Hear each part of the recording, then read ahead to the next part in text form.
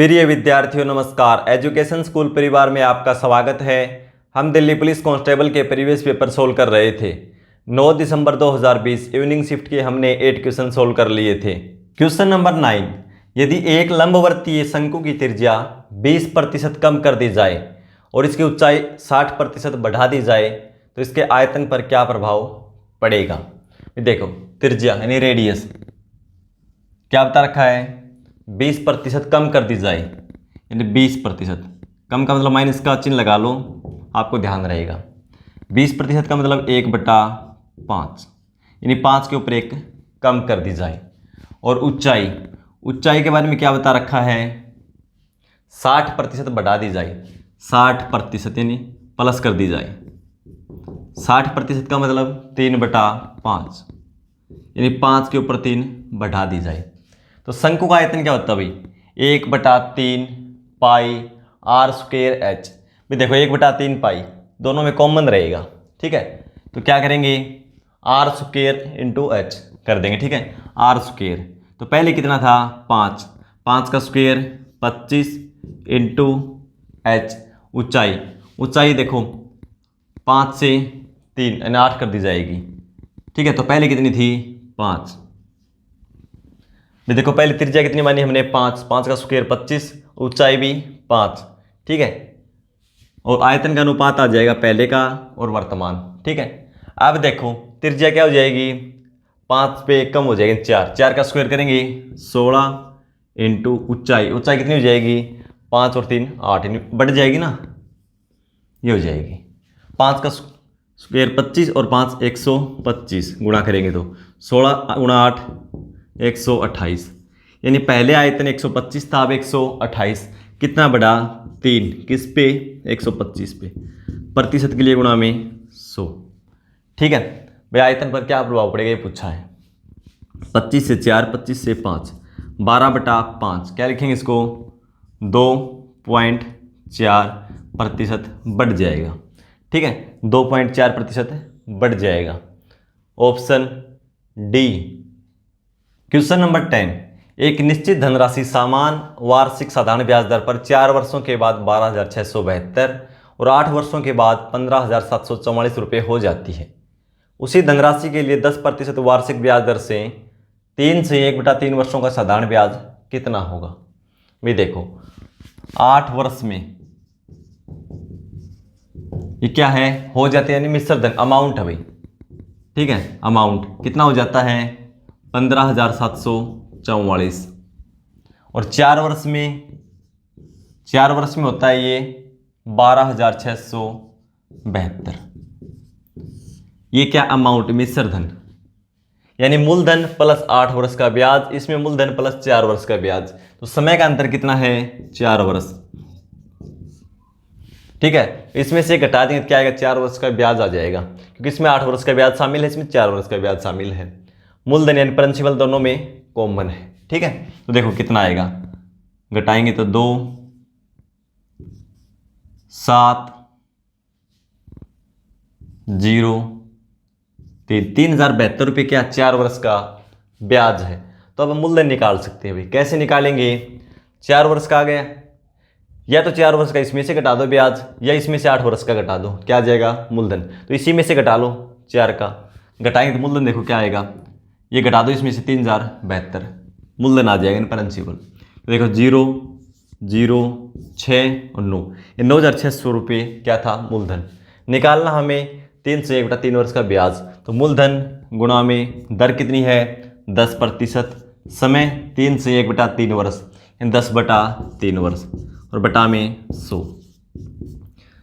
2 0 से 2 0 कैंसिल कर दो, 3 से कैंसिल करेंगे इसको कितना आएगा 3,200। तो एसआई कितना आ जाएगा, सिंपल इंटरेस्ट 3,200 रुपये।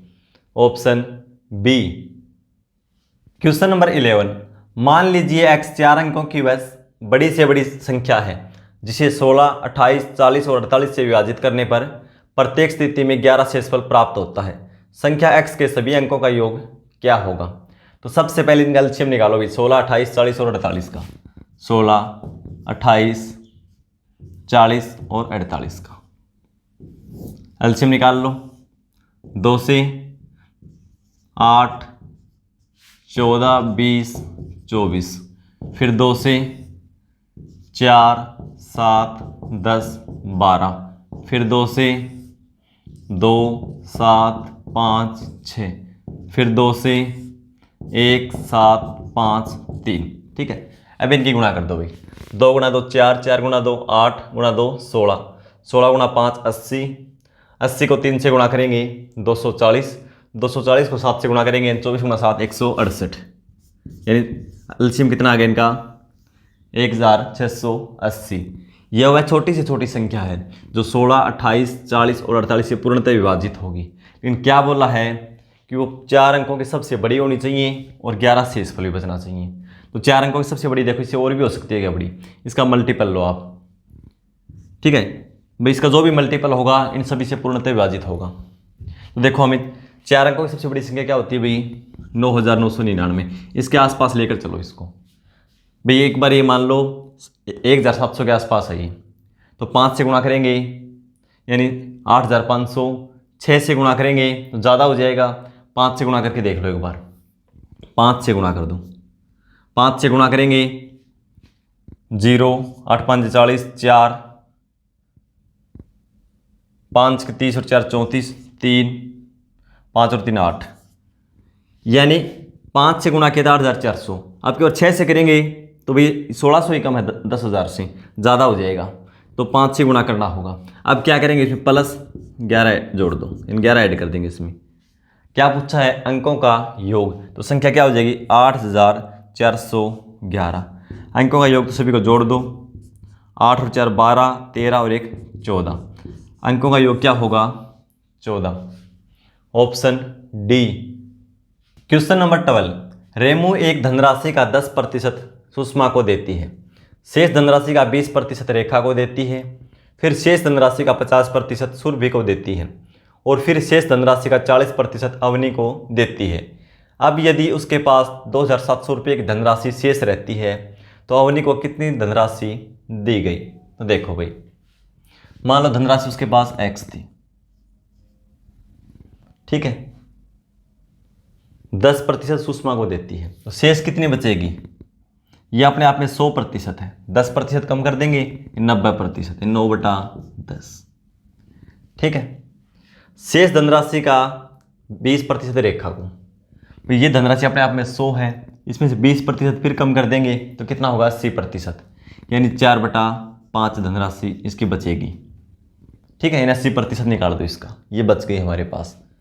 फिर शेष धनराशि का 50% सुरभि को देती है, ये धनराशि अपने आप में अब 100% है, फिर इसका 50% कर दो, 50 दे दिया तो 50 बच गया यानी 1/2। और फिर शेष धनराशि का 40% अवनी को देती है। अब देखो भाई, यहाँ से 2 अलग अलग स्टेटमेंट बन गई। अब एक तो सुरभि हमें निकालना पड़ेगा अवनी को कितना देती है, तो अवनी को कितना मिलेगा, ये धनराशि बच गई, इसमें अवनी को कितना मिलेगा, तो देखो 40% अवनी को देती है और निकालना यही है अवनी को कितना मिला, तो अवनी को इसका कितना मिलेगा 40%। 40% मिलेगा यानी 2/5 ये अवनी को मिलेगा। ठीक है, और यदि टोटल धनराशि निकालनी तो हमें क्या करना पड़ेगा, देखो x का 9/10 किया था हमने, फिर 4/5 किया था, फिर 1/2 किया था, फिर उसको 40% अवनी को देती है, तो शेष कितनी बचती है 60%। तो यहाँ लिखेंगे 3/5 इसमें, और इसमें 2/5 जो अवनी को देने की बात आती है, तो बराबर कितना है 2700।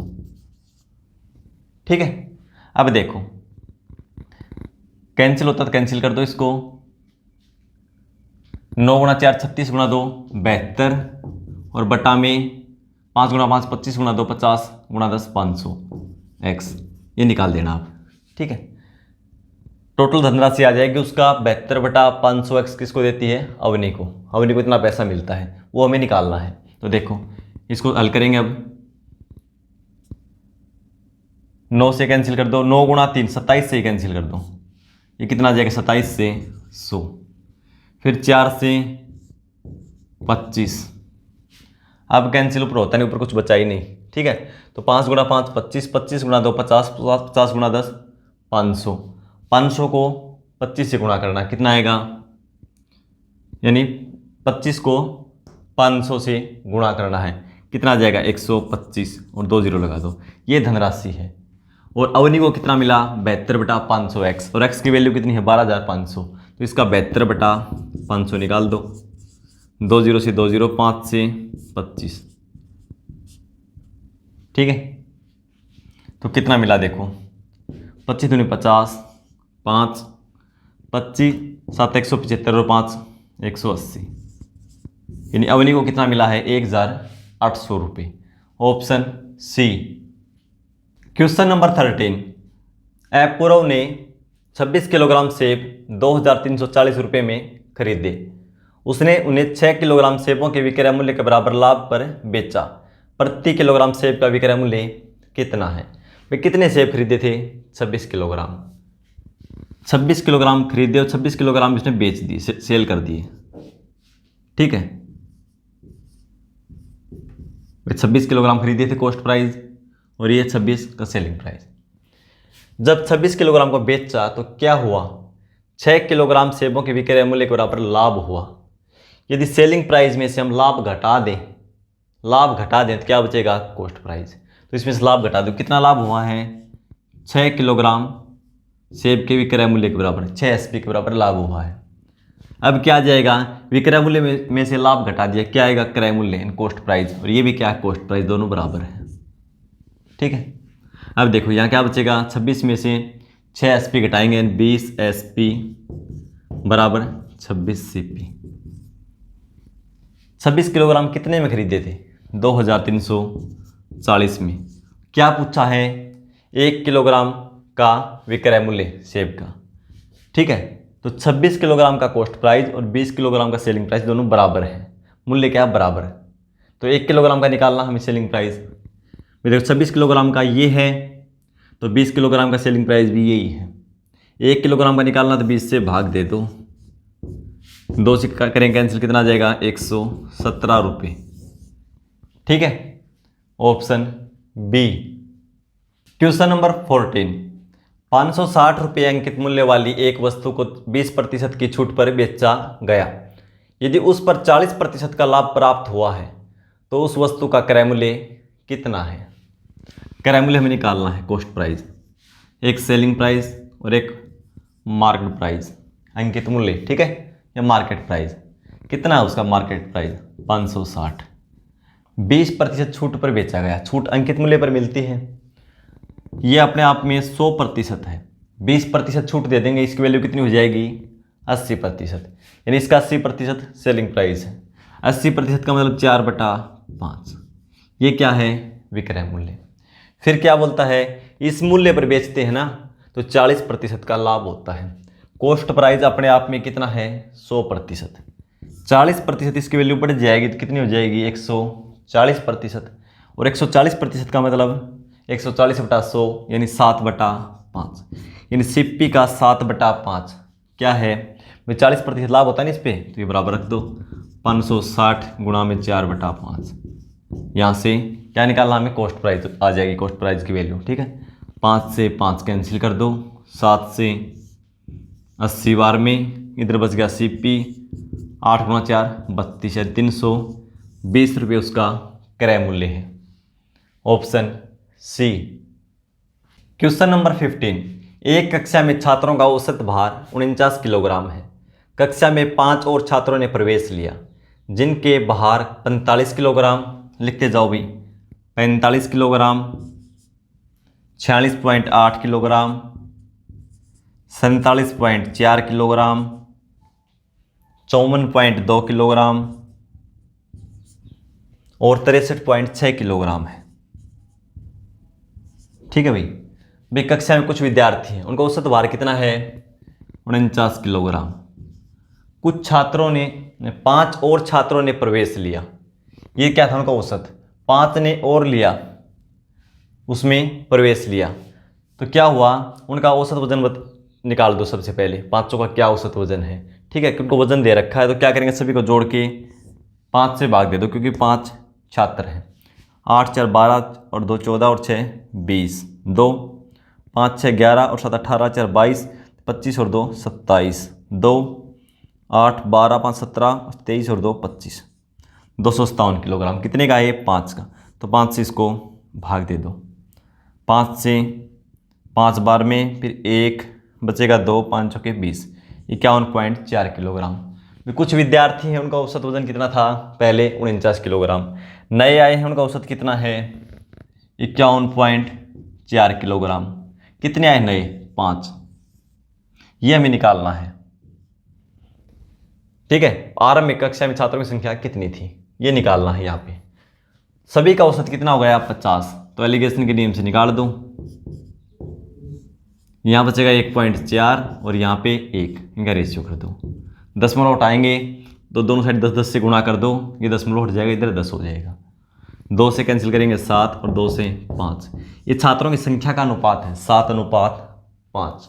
ठीक है, और 5 अनुपात की वैल्यू कितनी है? दे रखी है क्वेश्चन में, ये दे रखी 5 दे रखी है ना, कि 5 विद्यार्थी थे आए नए।